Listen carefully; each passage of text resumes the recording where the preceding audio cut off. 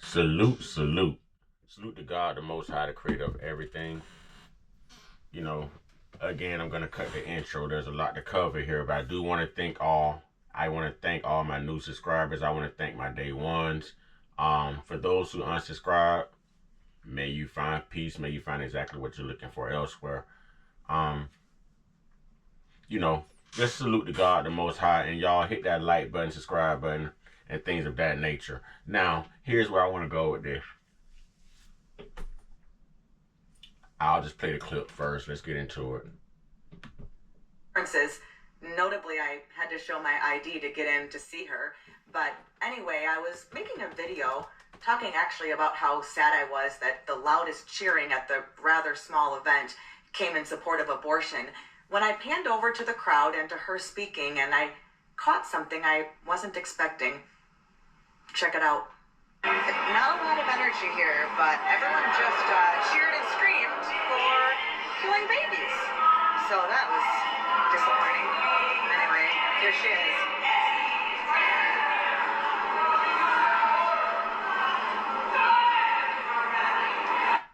Did you hear that? Some guy in the crowd shouted, "Jesus is Lord."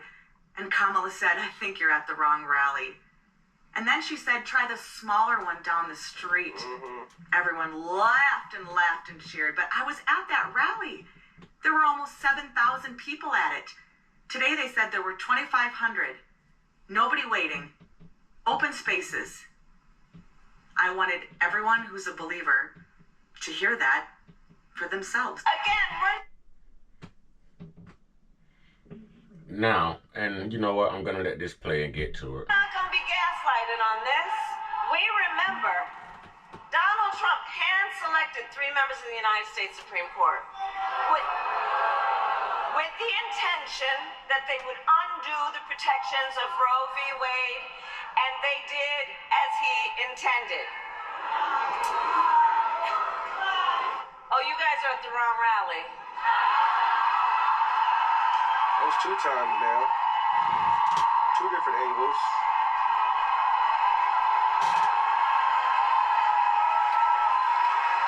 No, I think you meant to go to the smaller one down the street.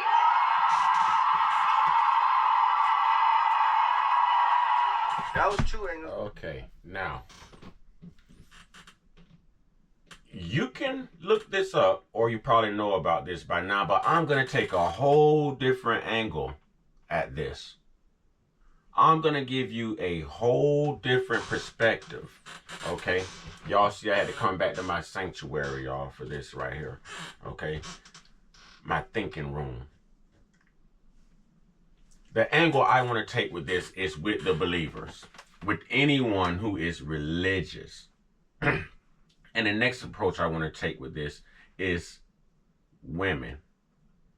So we're not even going to really discuss politics, but I am going to say this. Had that been me, you, any pastor of any mega church, or Donald Trump, who would have came out and said, had it been Kirk Franklin, who would have came out and said, after someone shouted, "Jesus is Lord, Jesus is King," in the crowd, if any one of us, including Donald Trump, if he would have said that first and foremost, everyone would be calling this man everything but a child of God. He would be deemed the Antichrist. Now, that's what I had to say politically, okay, pertaining to the audio we just heard. And I will post this link in the description box, and I want to give credit and a salute to Brother Isaiah Robin for putting this together on YouTube, because he gave like 3 different angles of someone actually saying Jesus is Lord, Jesus is King. And her response was, "Oh, I think you guys are at the wrong rally. You should try the smaller one down the street." Okay. I don't know if she's referring to a church, or if Donald Trump was having a rally that day, or what. I don't know, what her rebuttal was all about. But I know it shouldn't sit well with a lot of believers. Okay? If you are really out here getting your ministry on, getting your faith on, and saving souls, okay? And reintroducing God and the works of Jesus back into this deadly world, this controversial world, this very perverse world, then you should be offended. But yet, even though God's number one rule is love, you choose to exercise hate. Ignore the fact that this woman just basically told a believer, oh, I think you guys are at the wrong rally. That could be translated, Jesus don't live here. This ain't church. I ain't the one. Ain't no God in me. This woman does not speak about church. When she heard about this, a few days later, she ended up visiting Pastor Jamal Bryant's church, in which she still read from a teleprompter. She couldn't give anything heart to heart. Anything heart to heart. Anyone who believes in God, anyone who's ever seen God's work, anyone whose God has ever lifted out of the pits, off of the bottom, anyone he's ever delivered and showed himself to when you thought there was no way out of just the most horrific situation you've ever experienced, that you've ever had to endure. At some point, you had to stop and give God that praise. If you're an atheist, if you're a non-believer, you know, you can still believe in hope. And that is still the definition of faith. Hebrews 11:1 says, for faith is the substance of all things hoped for and evidence of things not seen. You were hopeful that something was going to happen, although you don't believe. But there's still something supernatural about this. And if you are a believer, if God has ever manifested himself through you, if you proclaim that Jesus is King, Jesus is Lord, and you're going to stand on that Bible and you are willing to be beheaded like Brother John the Baptist, if you are willing to be persecuted for God, for the Lord's name, for Jesus, then how are you okay and susceptible with still voting for this woman? How? This alone right here showed who she really was. Sure, we make our jokes as content creators and we talk about her cleaning her greens in the kitchen and things of that nature, but that's really not important. That's really not important. This right here is important because she just told you why she believes all the things she believes. Because she does not really believe in God. I've done a video on what church she attends as well. You can go all the way back down my timeline and find those videos. Nothing that she does is aligned with God. God says, thou shalt not kill. Now, she's calling it women's rights. Everything is about, Donald Trump overturning Roe v. Wade, which she's calling health care for women, but we know what it is, extermination of babies, Planned Parenthood. And this is her premises. See, this is my problem also with having a woman president. This is my problem also because we're going to start getting all these feminine issues addressed that has nothing to do with the masses and the population, the economy, immigration. No, everything's going to become personal. Everything's going to become personal and about women. Think of the Me Too movement as your president. That's the best example I can give you. If you are going to church praising God, if you are tithing, if you are helping save lives, save souls, if you are out here walking in God's ministry, if you are up here walking upright, if you are out here trying to be as justifiable in every decision, in every place that you go, in everybody that you hang around, all the energy that you accumulate around you, then how are you still comfortable casting a vote for Kamala?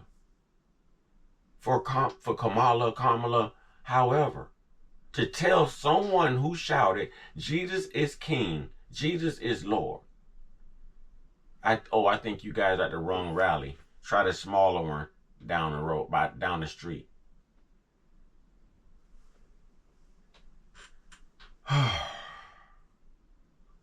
I'm worried about the direction this country has gone in. We're not going to get everything right, but when we stop seeing things clearly and we stop hearing things for what they are, when we start to think that these things don't matter anymore, as long as we get something out of this that benefits us for self-gain, something that helps us in our way of life and what we believe and what we want to do, then we're all right with throwing all of God's work out of the window. Where's your belief system now? Christians. Oh, y'all were all, even I was all over T.D. Jakes. Everyone was all over T.D. Jakes for some of the things that he said. But this right here really set the bar high. You know, this is hard right here. This is hard. Everything's going to be about women's rights. Everything is about exterminating children. Women, you hate your babies that much. Women, do you hate the fact that you can bring life into the world that much? That much. Why you have men around here missing their children, wishing they can see their children, be a part of their children's lives, watch their children grow. You women are around here, some, not all, like the ones you heard in this video clapping. You have these type of women around here who are praising the demise of innocent babies. Innocent babies. Exterminating babies. The commercials I'm seeing right now, just based on the extermination of unborn babies and even late pregnancies, they're totally fabricated.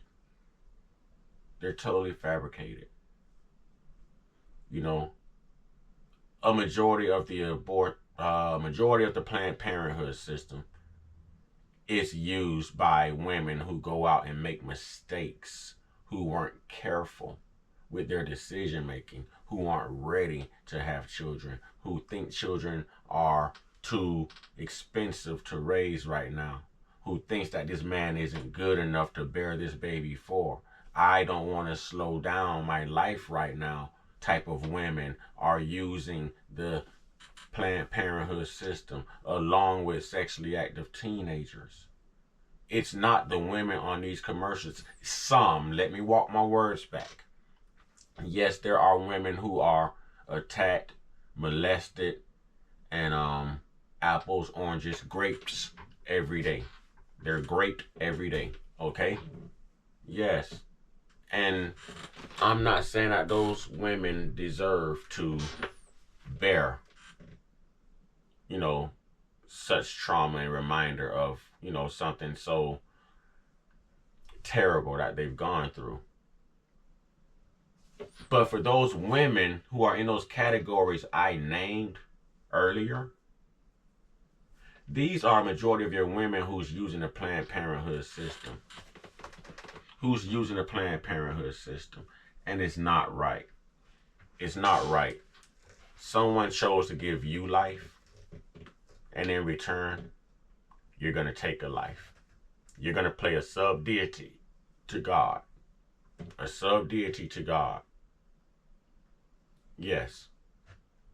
And you have women out here like this Judge Rochelle Curley out here in Sarasota. This side of her face looks like it has Down syndrome. The other side looks like it has a Charlie horse. I'm not sure what's wrong with her. But she's one of these type of women too. From what I can see. And that's my opinion. She's one of these type of women too. And I don't see how women like this get by. Okay?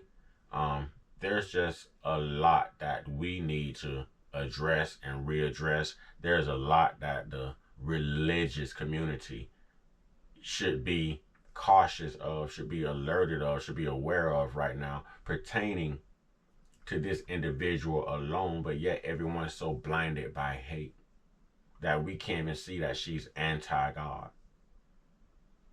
You know, no one's calling her the Antichrist, but had Donald J. Trump made that statement right there, he'd be deemed an Antichrist, heretic, all kinds of things. Y'all let me know what you think in the comment box. Christians, you know,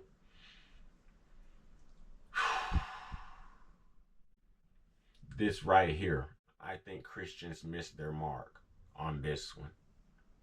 Christians who support her missed their mark on this one. And again, this shows hypocrisy. And this is why I love to expose the church. I love to expose the religious community, but I embrace the spiritual community. You know, I'm not one for religion. That's organized. That's organized capital. I'm gonna get all of you guys to come here and pack in this building. I'm gonna take all your money from you and call it tithing when it's really supposed to be the first fruits. You know, if you're a farmer, bring extra, you know, items, wheats, whatever. You know, if you're produce, bring some extra produce so we can stock the pantry of the church and provide. If you have extra clothes, if you're in the retail business, then bring extra this and pay your tithes that way, 10% of the fruits of your labor, your first fruits. And everything has been retranslated, rewritten to benefit the man who is giving you the message instead of the spirit who gave the man the message. Y'all let me know what you think. Y'all stay prayed up, you know, and get your one-on-one, get your one-on-one, get your one-on-one with your higher power. Now y'all stay prayed up, y'all stay blessed up, stay meditated up, stay protected, stay real, stay woke, stay uncut, be inspired, be great, be you. Ashe.